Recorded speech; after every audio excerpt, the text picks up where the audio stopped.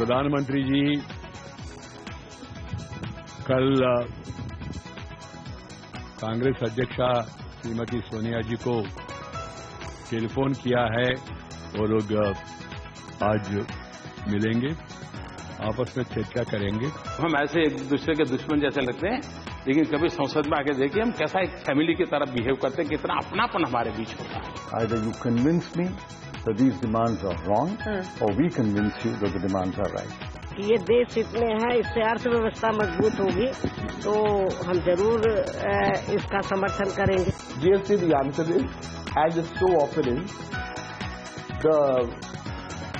there are many players in the league, but if these two players keep doing match fixing for so long, this Congress and BJP, because they've been doing ping pong, ping pong, ping pong.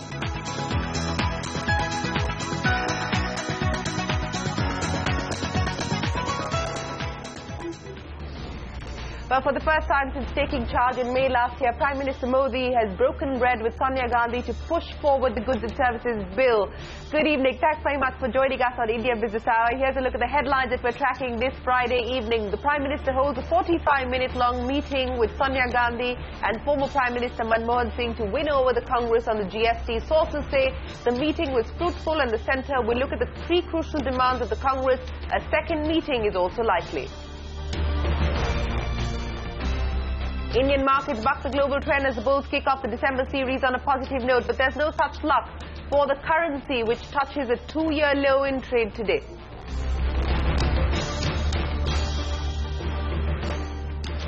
The Shanghai Composite loses more than 5% after China launches a crackdown on brokerages operating in the country. Global markets feel the jitters.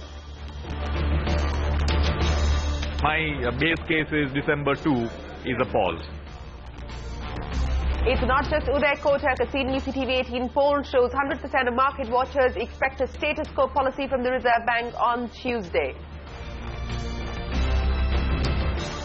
India is expected to grow at 7.5% in the second quarter of the current fiscal. A CNBC TV 18 poll shows that services growth will accelerate, but agriculture will remain subdued. The data will be out on Monday.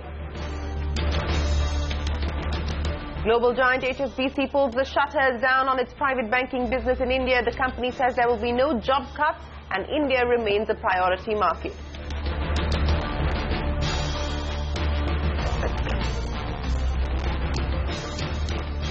The gold monetization program is a hit, claims the government. Also asked the RBI to fine-tune the scheme.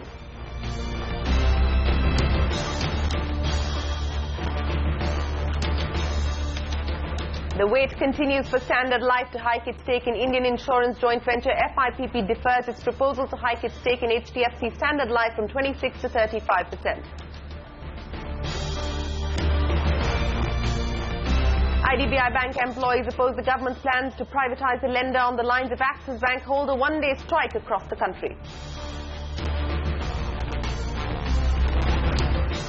Well, the big story today is the possibility of a breakthrough on the negotiations between the government and the Congress on the goods and services tax, and that helped our markets buck global trends today. The December series got off to a strong start, even as the global markets saw jitters on account of the news coming in from China. The Nifty reconquering 7,900. Look at that graph. It's when we broke that story that the market started reacting positively. This is a two-week high for the index. The Sensex gained about 170 points, getting back above the 26,000 mark. Mid-caps marginally underperforming the blue chips today, and nonetheless the index ended with healthy gains. But from the currency market action, the Indian rupee continues to weaken against the dollar, which in fact today touched a two-year low in intraday trade before recovering to end the week at 66.76 to the dollar. That was the story for the currency. But the big global story which impacted global markets, China has spooked equity markets once again. Like I mentioned, India was one of the few exceptions. Stocks in Shanghai today plunging over 5% after China launched a crackdown on brokerages. This had a rub-off effect on equities in Hong Kong and Tokyo. China's stock market regulator has launched a probe into several brokerages for allegedly violating securities. The crackdown is aimed at weeding out short selling and speculation. A quick check of the European equity markets as well. Trading lower as investors react to a sharp sell-off in China's stock markets. All eyes now on the monetary policy meeting of the European Central Bank. Investors anticipate further stimulus from the ECB. That's the story across Europe. And a quick check of the action on the US markets. A very thin trading day on Wall Street. It's Black Friday. Investors choosing to stay off the markets. The one sector that's going to stay in focus is the retail space, and we will take a look at the Black Friday sales in just a bit. But let's get down to it. This is a story that CNBC TV 18 has been on top of. For the first time since taking charge in May last year, Prime Minister Modi broke bread with Sonia Gandhi and as we speak tried to win over the Congress and pass the Goods and Services Tax Bill in this session. The meeting between them lasted about 45 minutes as the centre hopes to bring the Congress on board to pass the landmark tax legislation. The Congress has three main demands which were put forth in that meeting. The centre has promised to address those. In fact, Finance Minister Arun Jaitley says that the Congress will now discuss the matter internally, and post that, a second meeting with the government is likely. With regard to the Goods and Services Tax and the Constitution Amendment which is pending before the Rajya Sabha, the subject was discussed. The Congress party leaders put forward their position with regard to the three issues which they felt are of concern to them. The history and the background of the legislation and the government's response to those three issues in detail was explained to them. The Congress party leaders would be discussing within their own party, and there would be, after some time, a fresh contact between the government and them to discuss this subject further after they've discussed within the parties, and we've also considered the positions that they have stated to us. Thank you. Well, that's the official word coming in from the Finance Minister. Rituparna Bhuyan, who's been tracking the action at 7 Racecourse Road, joins us now. Ritu, the Finance Minister has hinted at another round of meeting with the Congress.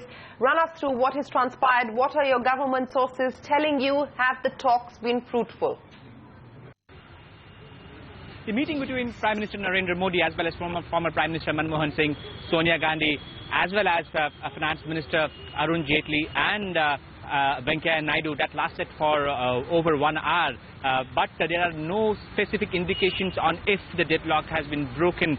Clearly, the GST issue was discussed as the Finance Minister explained, amongst other issues, which also includes other legislations which are stuck in the Parliament as of now.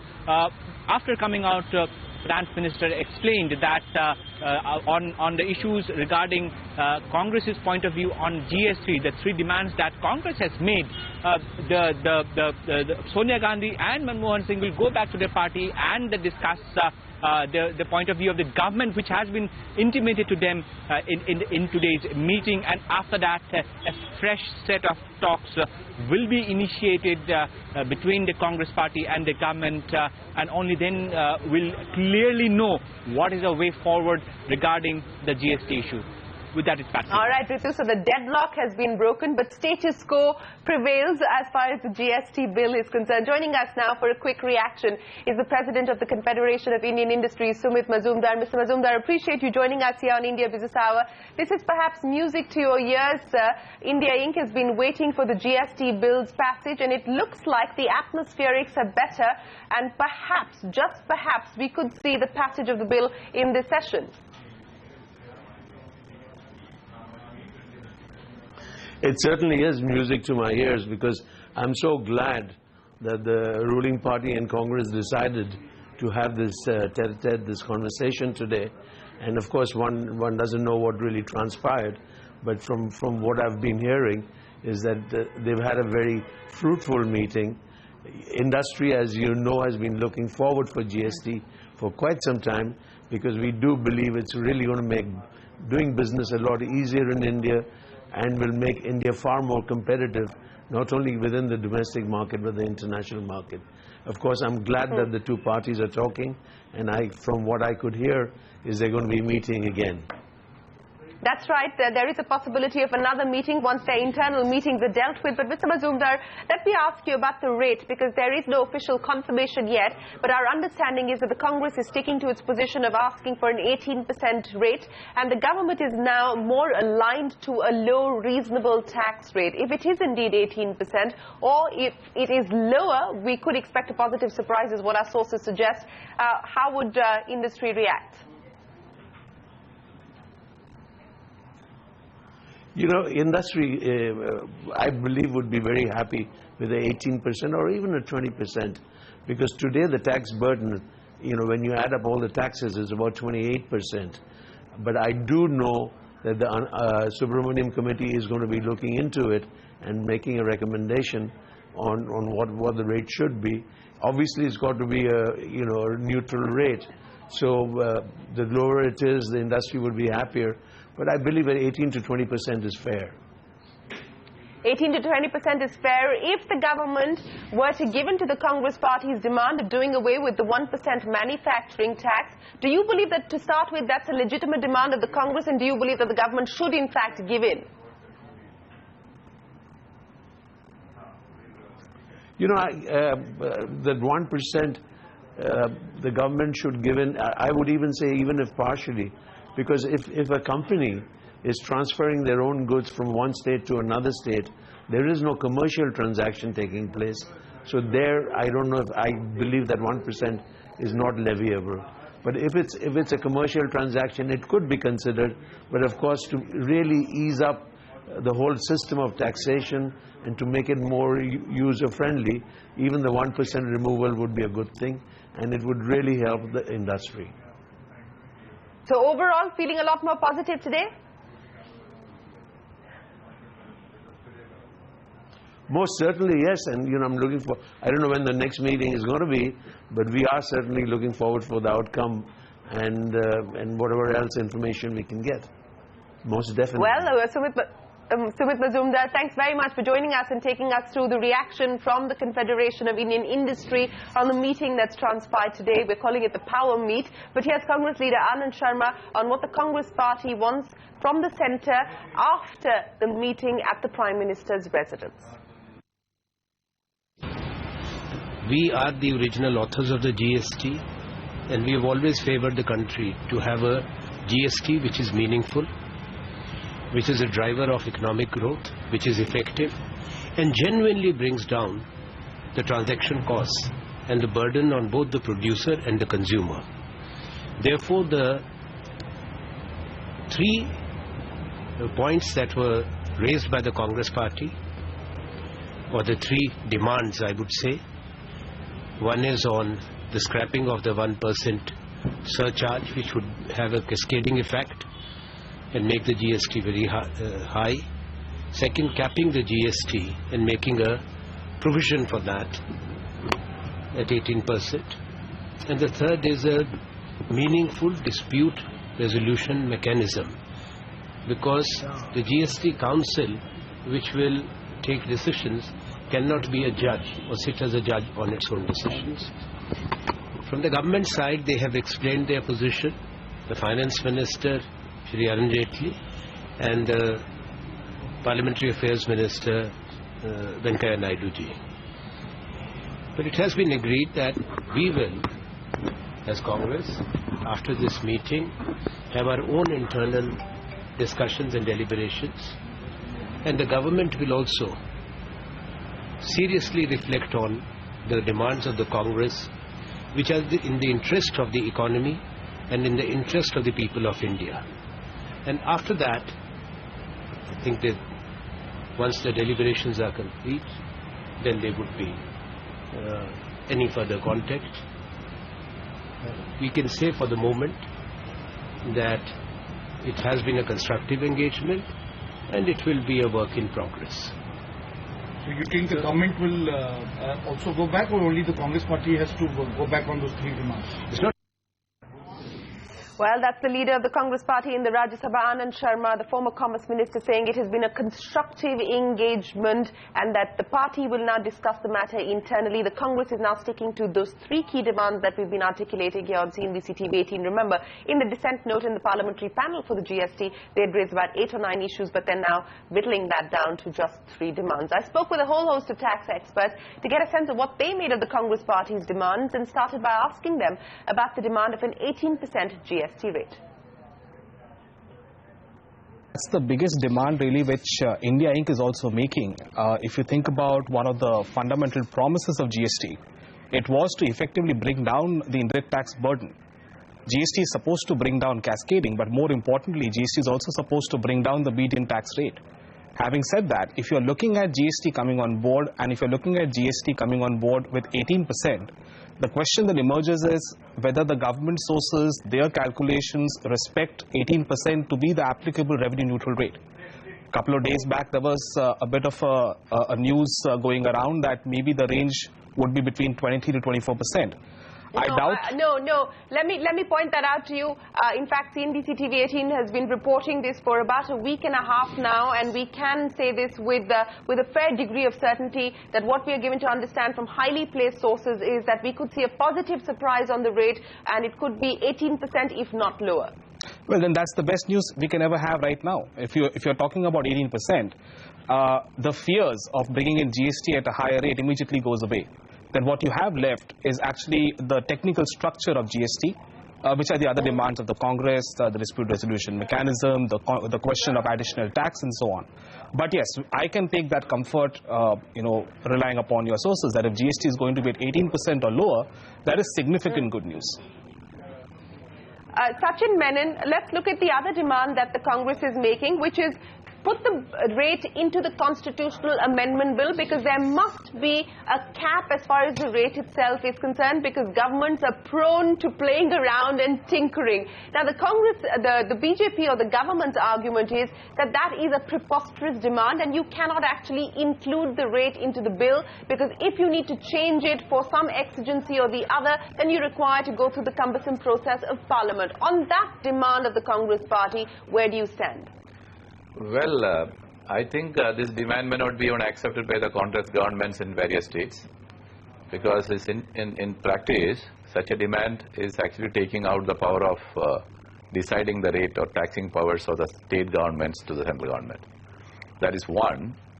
And second thing is, as you rightly said, once it is put in the constitution, then any increase or reduction in the rate for that matter, again you have to come back for getting a two-third majority to amend the constitution again.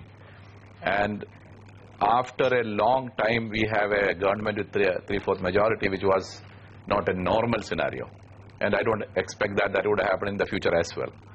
So perhaps dilute the intensity or the justification of this demand, and if we require, we can agree that 18% would be the rate. And time will tell that whether that 18% would be a revenue neutral rate, or is it going to reduce the revenue potential of the government. And should that be less, then later they can increase the rate, because the GST Council, as per the Constitutional Amendment Bill, has the power to decide increase or reduce the rate for that matter. I mean, to recommend the reduction of the rate for that matter. Yeah. So maybe from my perspective, that perhaps could be a demand which is unrealistic. Okay, that's a demand that's unrealistic. Sachin Menon, on one of the other crucial demands of the Congress party, that is do away with the 1% manufacturing tax. And there they've actually got support from corporate India as well, because just about everyone seems to believe that that is a legitimate demand, because the 1% tax is inflationary. We understand that some quarters of the government also are amenable to a rethink as far as this particular issue is concerned, but states like Gujarat, Tamil Nadu, it may be difficult to try and push this through. The 1% manufacturing tax and its implications. Well, this 1% tax is actually on interstate supply of goods. Now, this is, understandably, this is coming from those net exporting states who has a great stake in abolishing the CST. And therefore, this demand came up to say that for the next 2 years, this 1% on all interstate supplies should be allowed, and should be an origin-based tax, and that should be retained by the manufacturing states without any provision for input credit. Now, let us look at this today's scenario. Today's scenario, almost about the total interstate supply of goods, only about 15% is sold in the state. And that 15% is at the rate of 2% CST, which is mostly it is sold. And today the demand is that you allow us to levy 1% on 100%. which means that whatever may be the CST revenue which the states are collecting, the next 2 years, that revenue is multiplied by 6.5 times. Because only 15% you are charging, now it's going to be 15 into 6.5, which is 100. So this is a huge revenue potential, and in that case, the central government need not compensate at all. Not a single paisa go out of the pocket of central government to compensate the deficit in collection.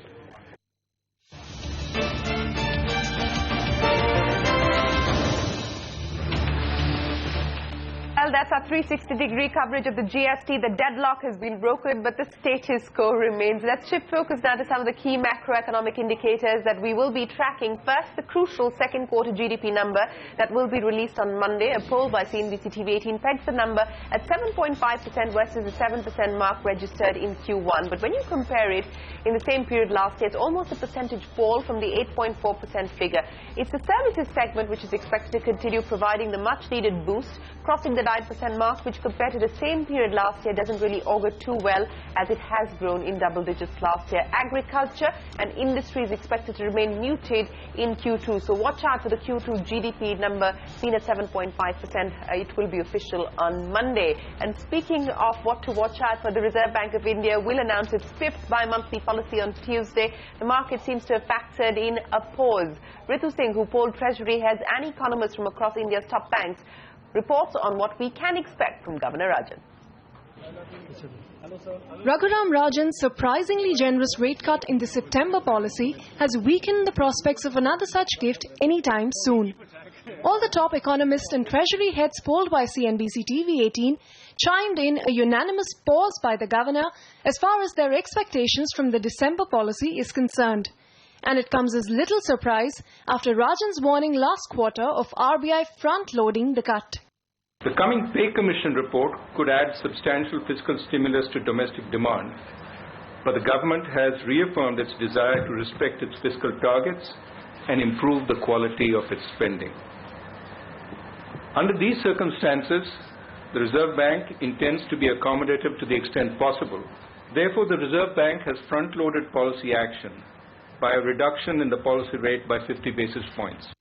According to CNBC TV 18's poll, the key repo, cash reserve ratio and statutory liquidity ratio rates will remain unchanged in this policy. However, this will not be the end of the rate cut cycle.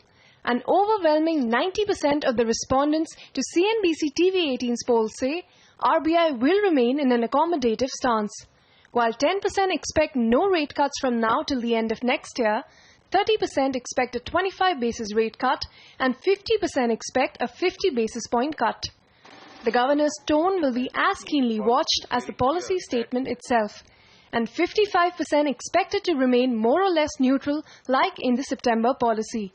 But owing to the risks from the eventual Fed liftoff and the possibility of the government missing the fiscal deficit target with the hefty 7th Pay Commission recommendations, 45% expect the tone to be more on the hawkish side.